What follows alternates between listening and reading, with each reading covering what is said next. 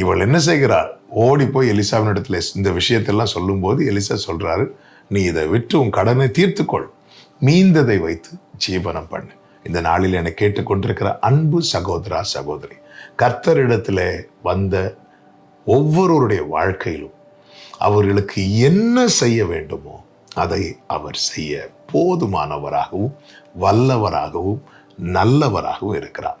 இந்த இடத்துல இவளுக்கு கடன் மாறணும், அடுத்து ஒரு வாழ்வாதாரம் உண்டாகணும். அதுக்கு என்ன செய்யணுமோ கர்த்தர் அதை செய்து கொடுக்கிறார். எல்லார் வீட்டிலையும் எண்ணெயை கர்த்தர் பெருக பண்ணுவாரா? அது கிடையாது. ஆனால் என் வாழ்க்கைக்கு என்ன செய்யணுமோ, நான் அடிமைப்படாது இருக்க, என் வாழ்க்கை தீபம் பாதியில் அணையாது இருக்க, நான் முடங்காது இருக்க, நான் வெட்கப்பட்டு போகாது இருக்க, எனக்கு என்ன செய்யணும் அது கர்த்தருக்கு தான் தெரியும். இவள் டிமாண்ட் பண்ணல, இந்த கொஞ்சம் எண்ணெயை நீங்க பெருக பண்ணித்தாங்க, கேட்கல. இவ நிக்கிறா, அவ்வளவுதான். என்ன செய்யணும்னு தெரியல.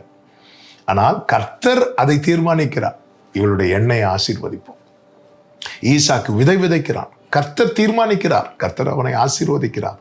இந்த நாளில் என்னை கேட்டுக்கொண்டிருக்கிற ஒவ்வொருவருக்கும் சொல்லுகிறேன், உங்க வாழ்வாதாரத்தை உயர்த்தவும் உங்களை முன்னோக்கி செல்ல வைக்கவும் என்ன செய்யணுமோ அதை அவர் செய்வார்.